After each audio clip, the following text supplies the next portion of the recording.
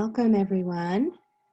And just a reminder, if you are watching us from the YouTube channels, you can go into Slack, into the Being Human room and post any questions or comments you have there. If you're here with us, please use the chat function if you would like to ask a question or have any comments along the way. So we are indeed going through troubled times right now, and you might be feeling a fear of unemployment or a fear of returning to the workplace. Maybe you're having trouble balancing schooling your kids with doing your work, or maybe you're just craving human connection. So today we're going to talk about how to be more resilient.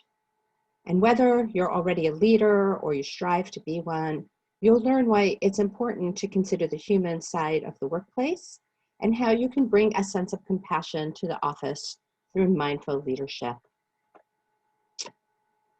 So let's start by taking a moment together to arrive. I'm sure many of you were in the wonderful keynote and you're still thinking about that. So you're maybe sitting in the past a little bit. Or maybe you're looking at the schedule, thinking about where you're going to go next, doing some future thinking. So let's allow our minds to catch up with our bodies and be right here and in this present moment. Taking a few deep breaths together.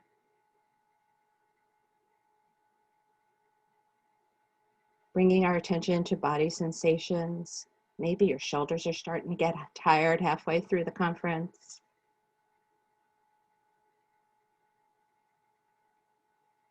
Maybe there's thoughts arising, wondering why we're doing this. And maybe there are emotions on top of that. A little discomfort maybe, and sitting silently, wondering what's coming next. Let's take a few more breaths together.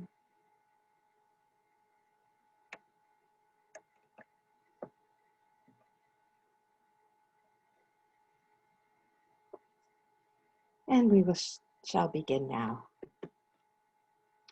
So we've really lost focus on the human experience in the workplace.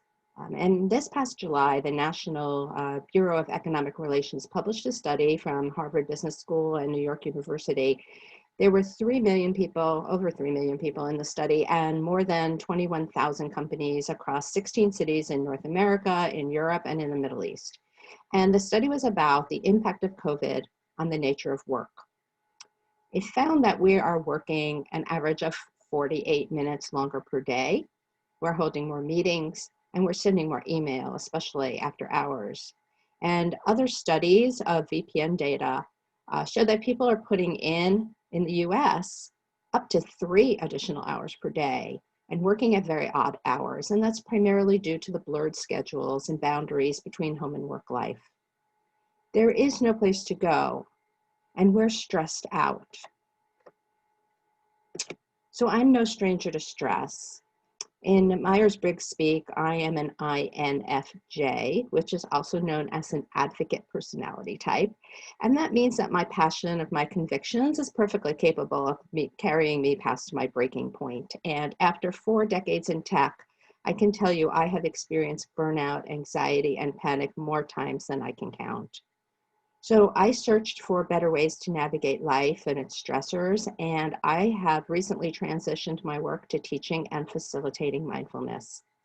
So today I'm going to share how mindful leadership can help you change your relationship to stress and provide you with some useful concepts and tips for being a more resilient leader. Stanford studied a meta-analysis of 228 studies examining how 10 common workplace stressors affect a person's health. And it turns out that stress, workplace stress in particular, results in 120,000 deaths per year. Now, this is comparable to the 4th and 5th largest causes of death in the country, which are heart disease and accidents. And overall, stress increases the nation's healthcare costs by 5 to 8%. And looking at these 10 workplace stressors that they studied, work-family conflict increased the odds of self-reported physical and mental health by close to 90%. And employees who perceive their workplace as being unfair are 50% more likely to develop a physician-diagnosed condition. So with the World Health Organization recently making workplace burnout an official syndrome, we look for ways to rethink the workplace, because our thinking cannot be all about profits and costs. We need to focus on human well-being.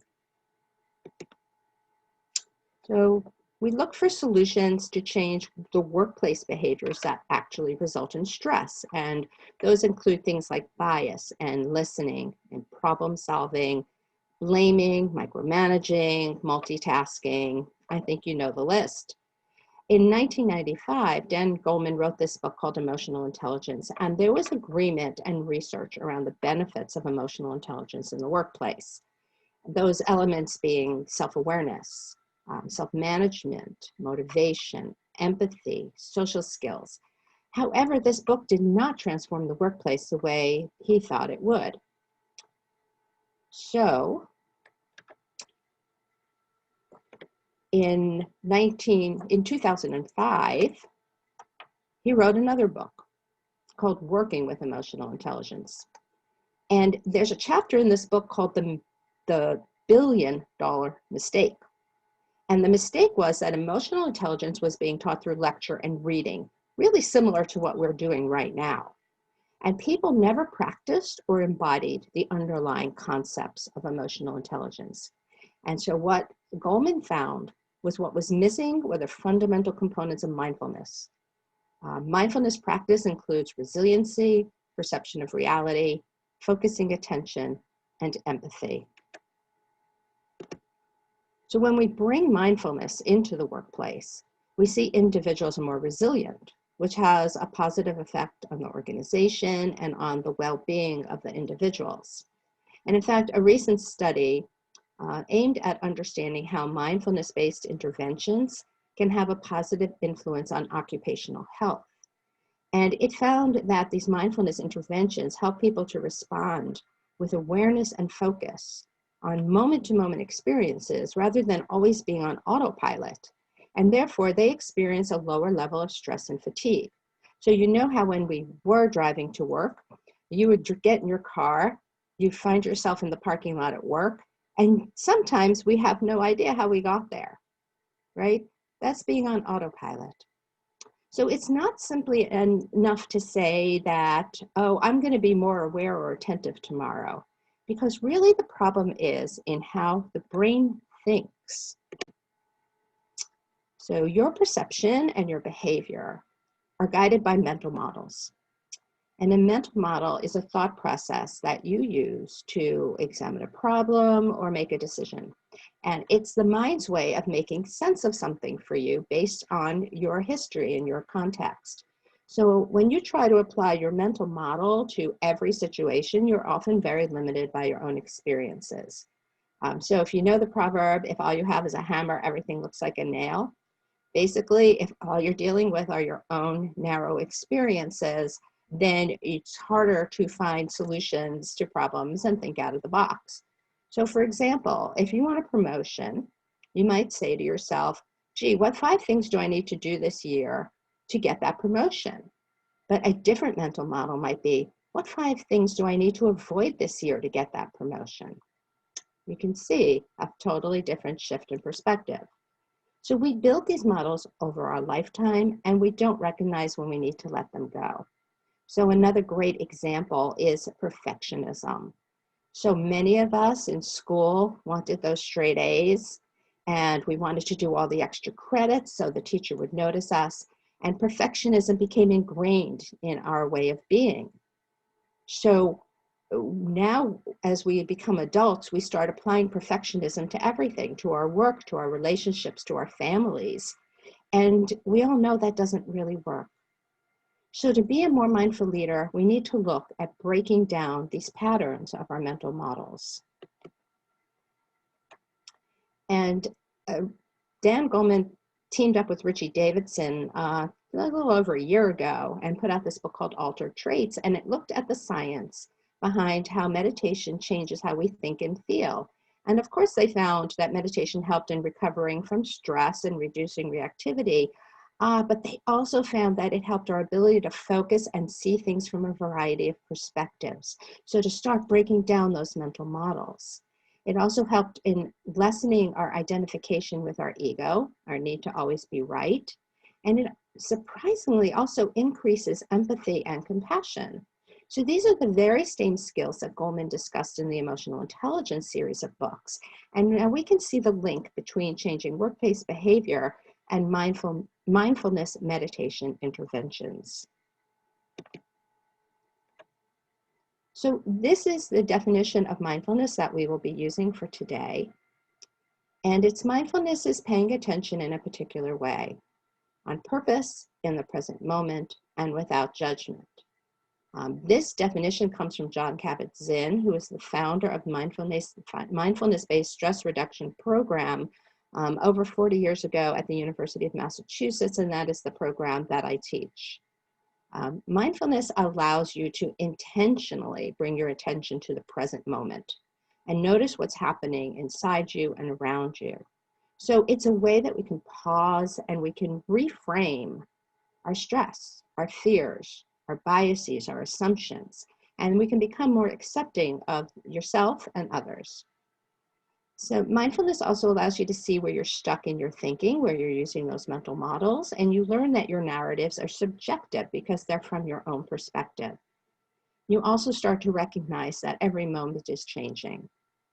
And you'll uncover more appropriate responses to psychological threats by using your mind to find more clarity and balance in your responses. And indeed, when we bring mindfulness into the workplace, we can see both financial and humanistic return on investment. Mindfulness helps reduce reactivity, change our perception of reality, focus our attention, and build compassion. And these are the skills for a healthy and less stressful workplace, and they are the skills for emotional intelligence. And the key here is that these are lasting effects because mindfulness takes advantage of the brain's neuroplasticity, which is the ability for the brain to reorganize its neural connections and change how it literally processes information. So we need to be proactive about our mental health and those who work for and with us. And mindfulness pretty much helps everyone at every level. So the question becomes, where do we start? Okay. It's tempting to start by creating meditation programs for individuals at work. And while that is true, the meditation would be helpful to everyone. It's important not to make this the individual's problem to solve. It isn't about saying, just take a few breaths in the middle of your day. We need to change the culture. So we start with the leadership. Only once leaders embody mindfulness will extending it to the staff be effective. So to begin, there are 4 qualities that help a great leader get through troubled times. And these include vision, which is planning and problem solving and focusing on the big picture. Communications, it's collaboration, being open to all voices in the room. Courage, embracing change while you remain credible and aligned with your vision and your values. And humility, being able to manage difficulties and learning from your mistakes. So embracing these qualities, even though they are soft skills, does not make us soft. With both leadership and mindfulness, we're not looking to avoid difficult situations. Okay? We see the ever-changing reality of the workplace and the marketplace. And we learn to use this reality to shift towards greater alignment with our values and with the needs of the workplace, with other people's needs. So now we're going to unpack each of these key qualities and see how a mindfulness approach allows us to build our leadership skills. And each of these can be a session in themselves. with exercises and practices, and these are the things that I do for organizations. So what I'm going to do today is give you just some tips along the way to how to grow these individual leadership skills. So we're going to start with vision. You need a clear vision of yourself as well as what you want to accomplish. So there's two elements to that: your personal values and where you're taking your team. And the greatest challenge to achieving your vision is your own innate reactivity. When you react to everything that's going on around you, you tend to become very task-oriented. And you stop thinking about how the tasks fit into the vision, and you're back in autopilot mode again. Okay? And a recent study showed that when leaders demonstrate patience instead, the creativity of their teams increases 16%, and the productivity of their teams increased 13%. So practicing emotional awareness allows you to connect with your emotional triggers. And it helps you to pause and evaluate your response patterns and those mental models that are causing you to be reactive. Okay? So think about how you react when you receive a nasty email, or you get cut off in traffic, or you lose a big contract, and you get angry.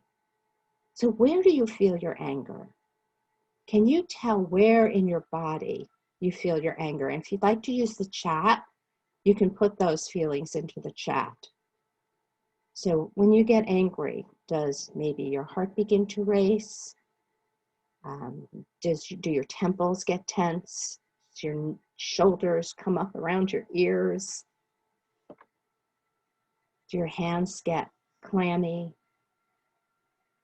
Where do you feel your anger?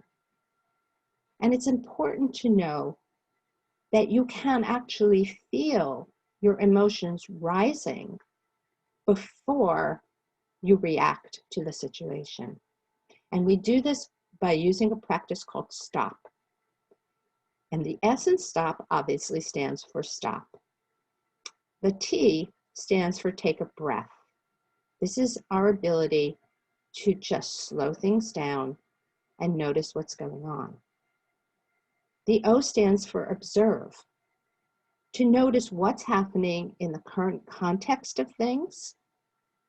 And you might observe something for a few moments, and then you're ready to respond appropriately, or it might take a few hours or a few days. For me, I sometimes deal with responding over a series of months with personal issues. So not to feel like we have to jump in and react to everything the moment it happens, but to start to feel the emotion that's arising and decide when is it appropriate to proceed. So when you increase your self-awareness, you become less reactive. And this emotional awareness then allows you to build resiliency. This is the human ability to recover quickly from a disruptive change or a failure or an emotion without being overwhelmed or acting in some dysfunctional or harmful way. We all know that feeling when we hit send on an email when we were angry and we wish we can take it back. So using the STOP method allows us to take a break and decide how is it that we really need to proceed so it's best for everyone.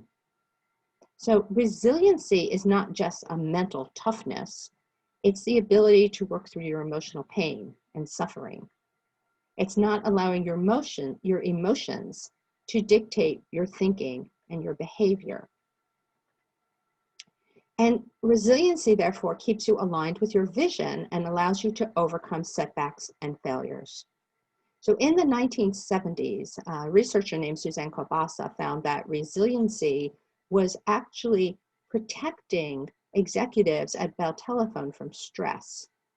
And this was almost 50 years ago. So first she found resilient leaders perceive difficulties as challenges rather than threats. So right now, being home with COVID, instead of seeing that as a threat to how we work, a resilient leader would see that as a challenge to help find new angles and new ideas for problem solving. Next, resilient leaders focus their attention on what is within their control and accept what is not, being more flexible and adaptable. So we can't control that the workplaces are closed, and we accept it, and that reduces our stress. And finally, resilient leaders feel committed, engaged, and connected with their work. And this allows you to show people how your work and theirs fit together into your vision. So the next quality is communications. And we find communications really difficult because as humans, we cannot let go of needing to be right. But when you rely on your own way of thinking, your own mental model, your potential for finding solutions is really limited. So listening is central to all your relationships and is an undertaught skill. And this combats that lack of awareness.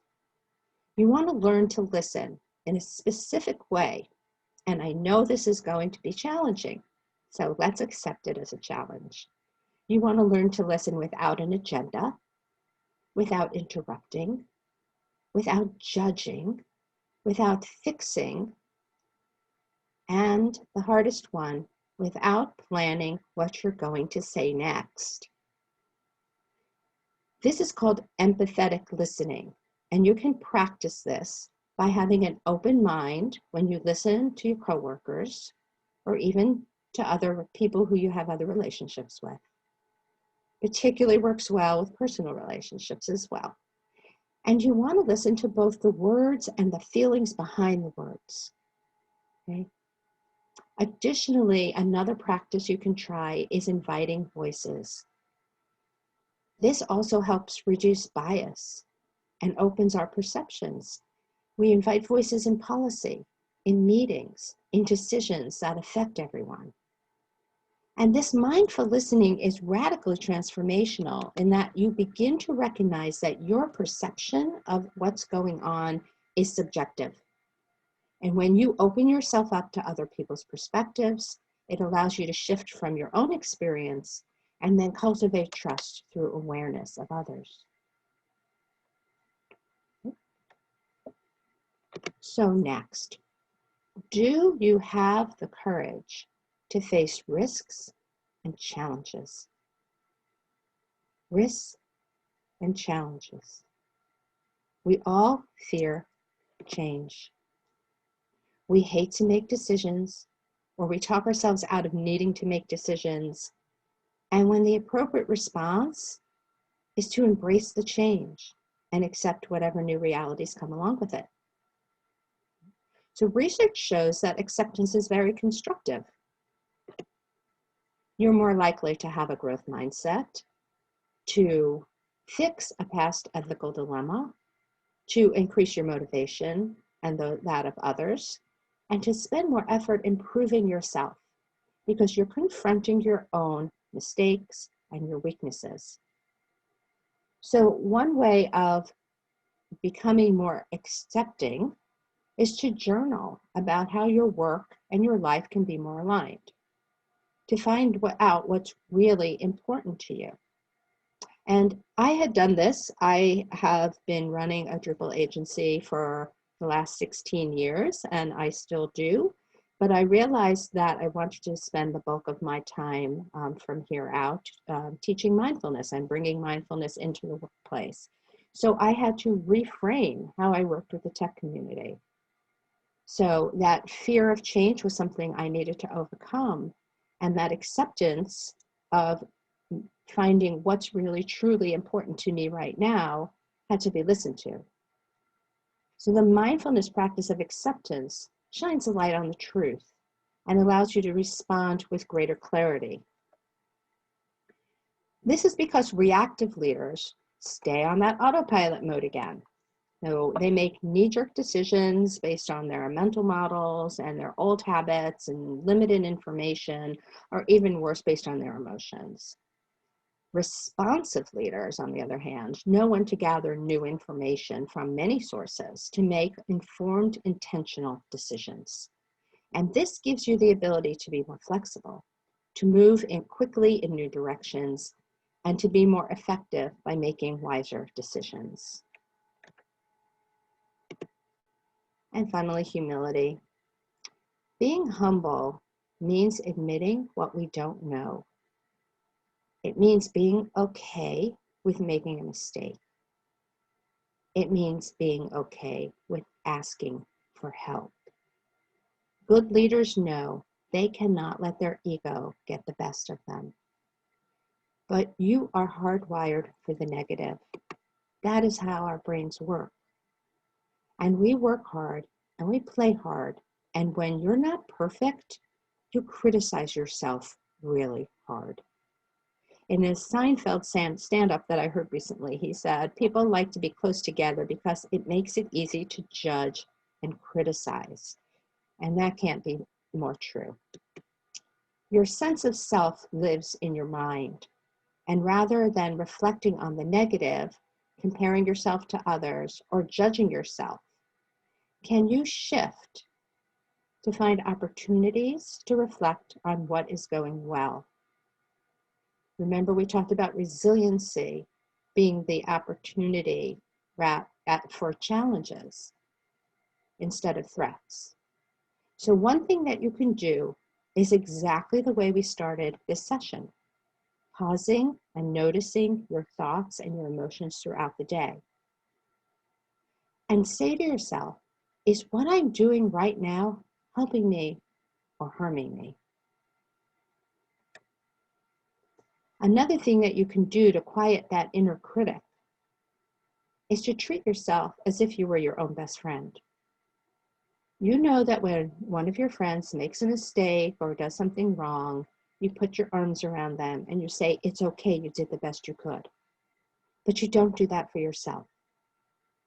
So when something goes wrong, when something doesn't come out the way you'd like it, instead of bringing up the self-criticism and judgment, can you treat yourself as if you were your own best friend? And finally, you might try building a gratitude practice. This looks like journaling to recognize when you're being critical or judgmental. And by doing that on a regular basis, you can start to see that pattern, that mental model, and start breaking it down. The research shows that practicing self-compassion and gratitude not only makes you more resilient, but it also builds empathy for others. And we saw empathy as a key emotional intelligence concept earlier in the session. It allows you to connect to the pain of others, what people are going through in their personal lives that might impact them at work. And this is really a critical skill right now. Empathy makes you more relatable and approachable. It sets an example for others, and it creates a more humanistic work environment.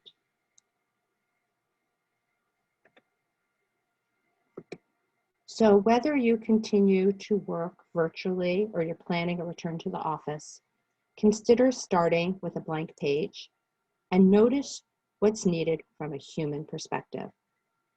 Some people have felt very lonely and isolated these past several months, and other people have really enjoyed the solitude. Some people loved the flexibility of working when they wanted and where they wanted, that sense of self-determination, and other people missed the guidance and camaraderie of a team around them. So consider the workplace issues that matter to your coworkers, and especially if your offices are going to reopen. Think about the issues of commuting, of hours of work, of food and coffee, of office layout, job design, the ability to care for family. Right? I invite you to approach these times with kindness and patience. New fears are going to arise as we re-enter the workplace, and mindful leadership will allow you to bring a new perspective, to listen more deeply to the needs of those around you and to adapt to the change while you're cultivating trust through compassion. This is your opportunity. It's all our opportunities to decide what is truly important in the workplace. People need time to adapt to change and to mourn what no longer is. Each person has their own unique set of stressors, their own perspectives, and there is no one size fits all. So on a regular basis, ask people how they're doing, both personally and professionally, so they feel a sense of inclusion and belonging. And make sure they get the time off they need for family or for resetting, setting a tone that emphasizes concern for their welfare. And you can start now by being more flexible, communicating with more care, and being a role model that encourages personal control and well-being. And you can begin your own journey to mindfulness by starting your own practice. So mindfulness consists of both formal and informal practices. And today we're going to do a really short formal meditation practice together so that you can experience it for yourself. And this is called a focused attention practice. It is a meditation that keeps you in the present moment and builds your resiliency. Also helps build concentration. And you're going to be guided on how to focus your attention. And that is known as an anchor. You'll notice when your mind will start to wander. And in fact, there have been studies that show the mind wanders 47% of the time. So that is in the nature of the mind. So when your mind wanders, you bring it back to your anchor without that judgment or self-criticism. And the science shows that the practice of acknowledging that your mind has wandered, bringing it back from wandering, is actually what changes the functioning of the brain, the neuroplasticity that I talked about earlier, and supports the development of the skills that I just presented. And as you strengthen your ability to concentrate, you'll be able to shift to simply noting your inner experience, noting when that anger arises without getting lost in it. And you'll be able to connect more easily with your inner resources. So a big myth about meditation practice that I want to clear up here is that you should experience a blank, calm mind. That is not the practice. As I said, the mind will wander, and the practice is to bring the mind back from wandering. So here's a few attitudes that can make this practice a little easier for you. First, begin with no expectations. Okay, meditation has no goal other than being yourself. You're not striving to get relaxed, to get enlightened, or to become a better person. Okay, have no judgment. Just watch whatever thoughts and feelings arise without acting on them in any way.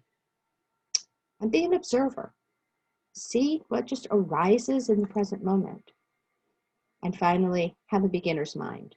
Approach this experience as a new opportunity with a new perspective. Begin with no expectations, have no judgment, be an observer, and have a beginner's mind. Okay, so together, let's come to a comfortable seat with our feet flat on the floor.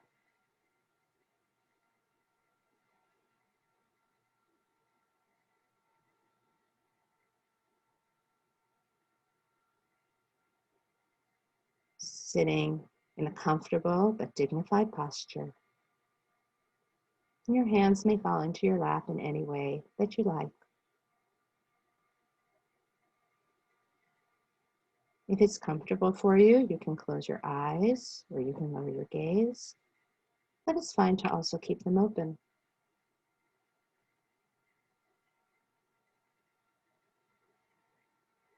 Beginning to sense into the body, noticing the whole body sitting and breathing.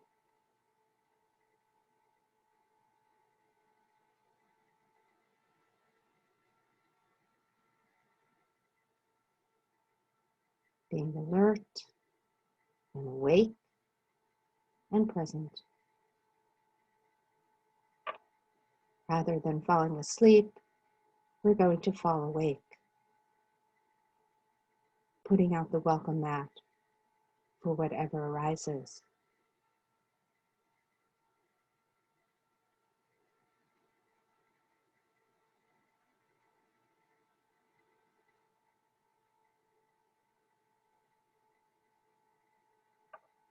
Noticing how we feel in the body. Perhaps there are areas of tension or pain. And if we can soften those, that's wonderful. But if we can't, just allowing things to be as we find them. Accepting the pleasant and the unpleasant.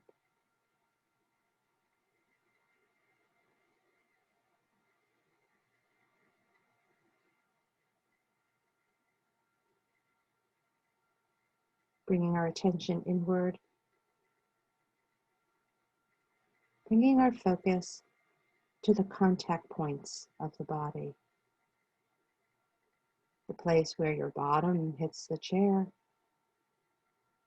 your feet are settled on the floor,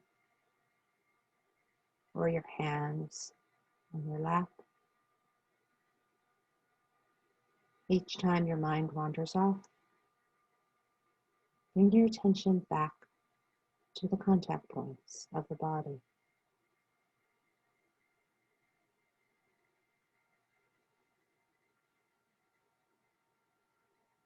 You may find your mind wandering to the past, thinking over things that you've done, places you've been, regrets that you've had. You might find your mind wandering to the future, racing ahead to the next session you want to go to.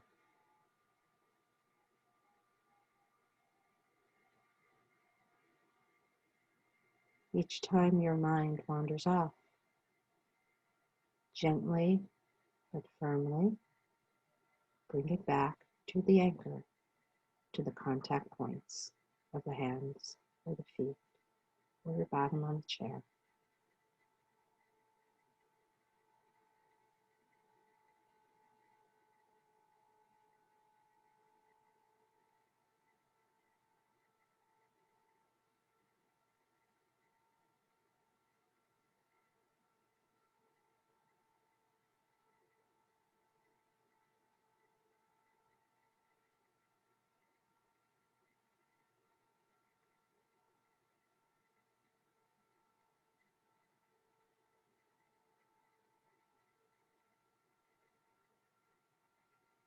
And now, if it is comfortable for you, if you would like to change your anchor, bring it to the breath.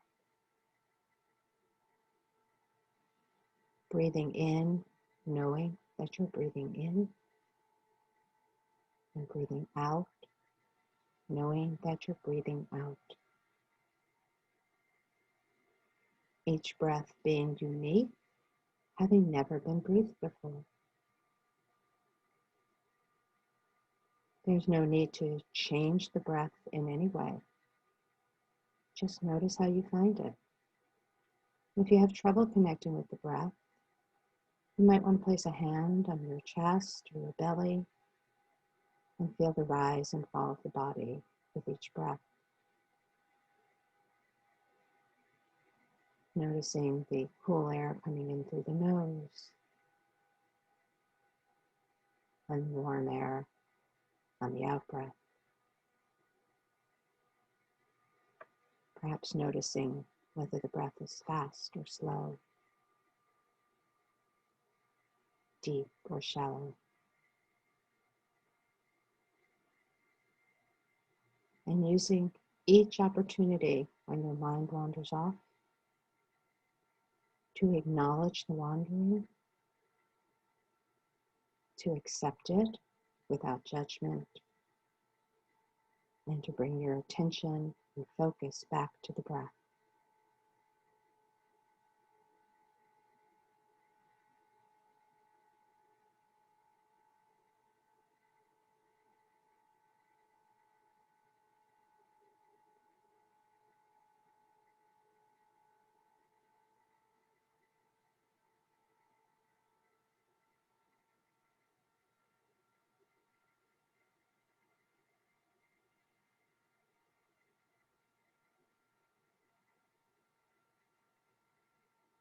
And now expanding your attention once again to the whole body, sitting and breathing,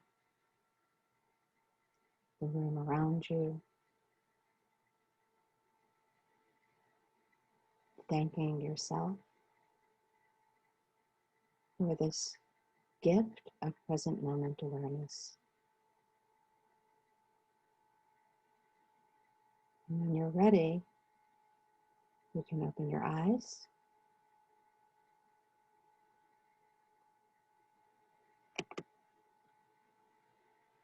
And we can take questions, or I'd love to hear your feedback on how that practice worked for you. So please feel free to put your questions or your comments into the chat.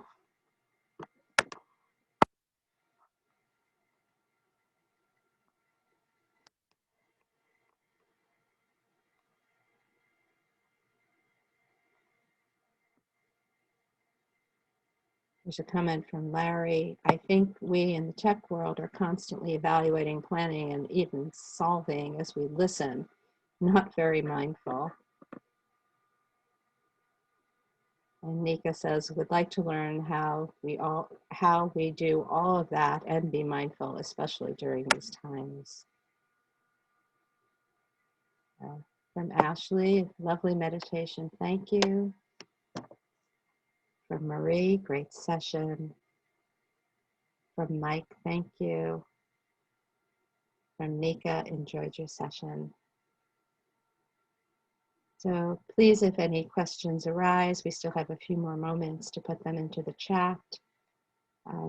I teach both individuals and organizations how to bring mindfulness into their lives. Mindfulness-based stress reduction, also known as MBSR, is the gold standard in mindfulness training. The program's been around for 40 years, and it is science and evidence-based. There is a lot of research about how this program helps reduce stress, anxiety, depression, and our relationship to pain. My next set of classes begins October 10th, and you can contact me if you'd like more information on that or on bringing mindfulness into the workplace.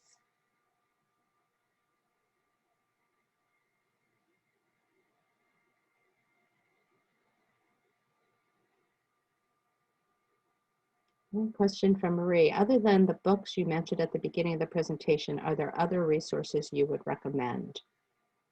Oh, yes, Marie, there are a lot of excellent resources. The books from John Kabat-Zinn, particularly Full Catastrophe Living, is a great start for individuals to understand how mindfulness fits into their lives. There's also a wonderful book called The 10 Habits of Mindful Leaders, Mark Lesser. So you might want to look at that. I've taken some of his classes and workshops, and he focuses particularly on mindfulness in the workplace. He is one of the co-founders of the Search Inside Yourself program at Google. So his name is Mark Lesser. And even works from Brene Brown, from Sharon Salzberg, from Kristen Neff.